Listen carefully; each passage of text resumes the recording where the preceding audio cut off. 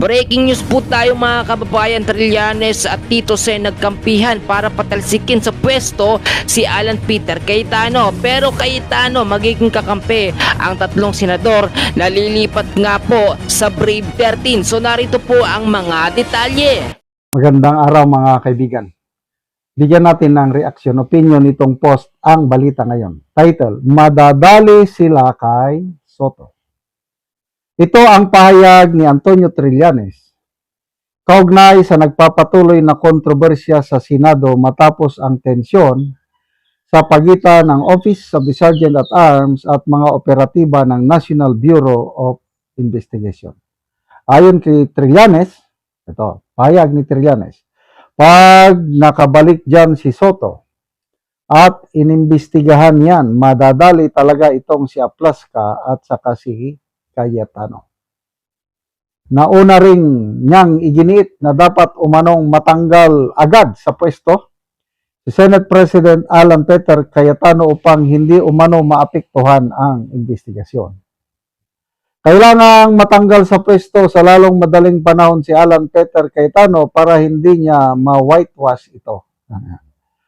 Lumabas ang kanyang mga payag matapos ang warning shot incident na kinasangkutan ni Acting Senate President at Arms Major General Mau Aplaska at ilang operatiba ng NBI at GSI's compound na konektado sa Senate offices. Gayunpaman, iginiit naman ng kampo ng USA na bahagi lamang ng pagpapatupad ng security protocols ang kanilang naging aksyon sa gitna ng umano'y biglaang pagpasok at deployment ng armadong operatiba sa palibot ng Senate premises. Nauna nang sinabi na Plaska na ginawa lamang nila ang kanilang tungkulin upang mapanatili ang seguridad sa Senado, lalo na sa gitna ng tensyon at kalituhan nung araw ng insidente. Sa kabila nito, patuloy pa rin ang umiinit ang bangga ng magkabilang kampo habang sinusubaybayan ng publiko ang magiging resulta ng investigasyon kaugnay sa nangyayaring kaguluhan sa Senado.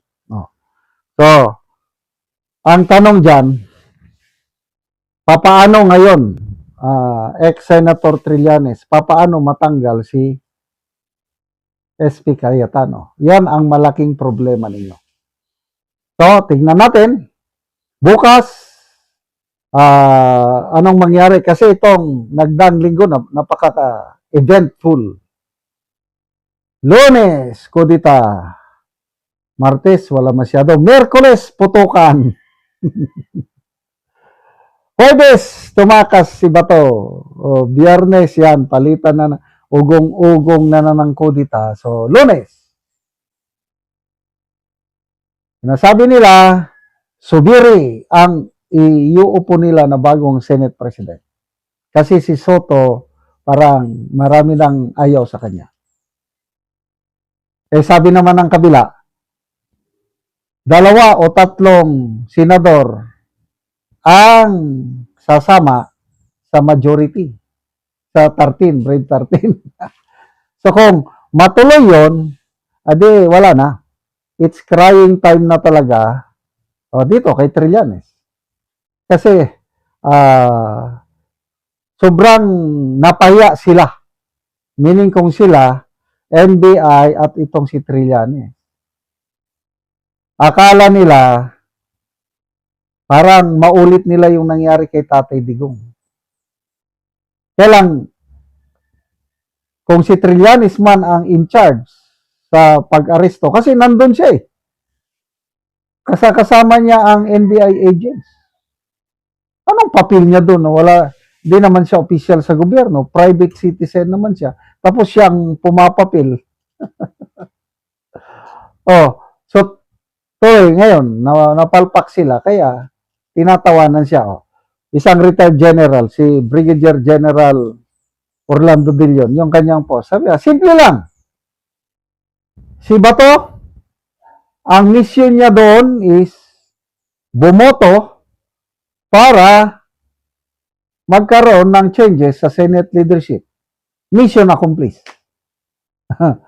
Ang mission ni Trillanes at ang mga NBI operatives pigilan si Bato, arestuhin si Bato para hindi siya makaboto doon sa kudita.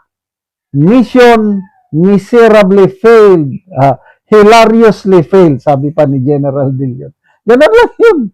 And I agree.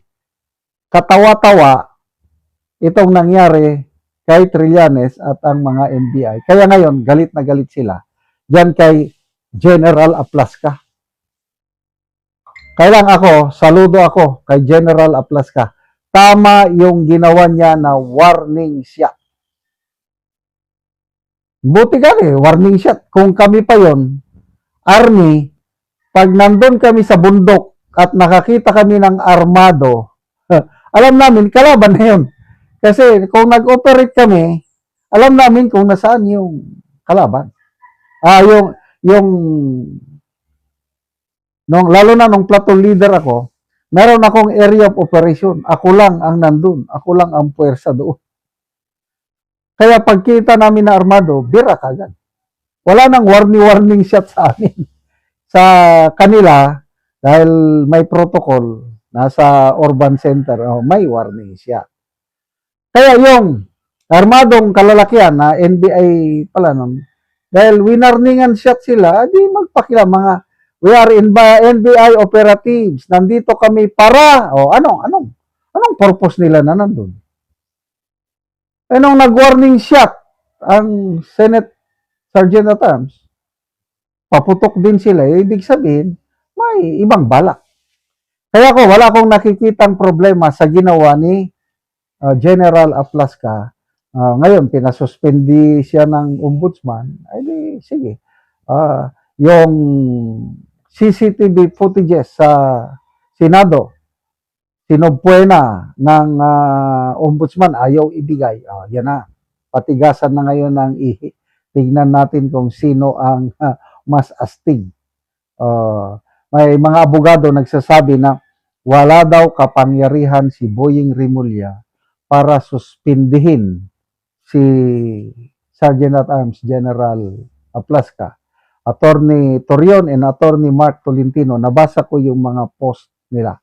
Si Attorney Baligo daw is premature yung pag-issue ng suspension order dahil wala pa naman daw administrative or criminal case na naisampa kay General Aplasca. So, good luck sa pangyayaring ito. Sige, kung kaya nyong palitan. Patignan natin. Sa tingin ko, hindi na nila kayang palitan yung Brave 13 nga na yan, bagkos madadagdagan pa next week. Salamat mga kaibigan sa inyong pagsubaybay sa channel na ito.